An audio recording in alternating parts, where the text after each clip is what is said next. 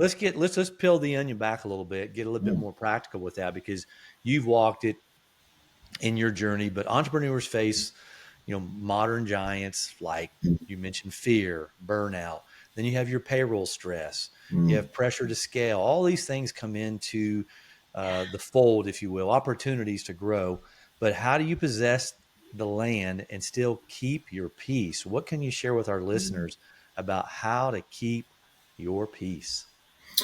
I mean, for me, it's rooted in the fact that I know what we walk in is God's will for our lives. So I would say fundamentally that is what informs all of the decisions that we have made.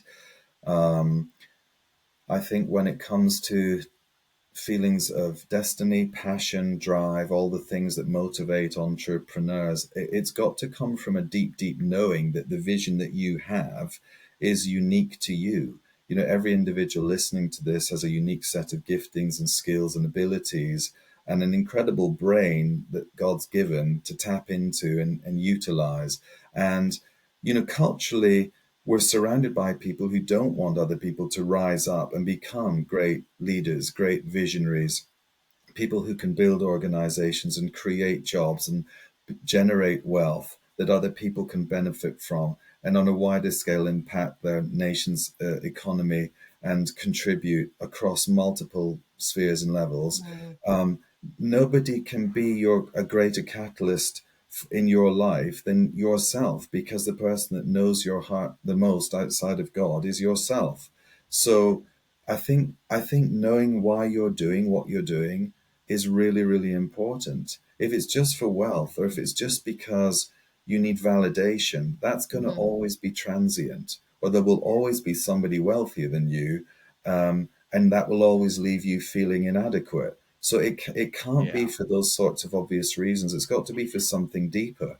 I think you've got to ask yourself those fundamental questions. Why am I doing this? Yeah. Whose lives am I trying to impact other than my own? Am I just trying to have a really good quality of life and lifestyle, or is there something much more noble about my intentions here? And Yeah. I think when you are entrepreneurially creating in a way that you know, in all honesty, is going to have a positive impact, firstly on the lives of your staff, secondly on the lives of your client group or the people that your products, whatever, influence, then that's a really, really good place to start building from. In terms of all of the pressures that come with it, as you say, Kevin, whether it's payroll or taxes or hiring issues or whatever else, I've got to be honest and say I couldn't do that without God.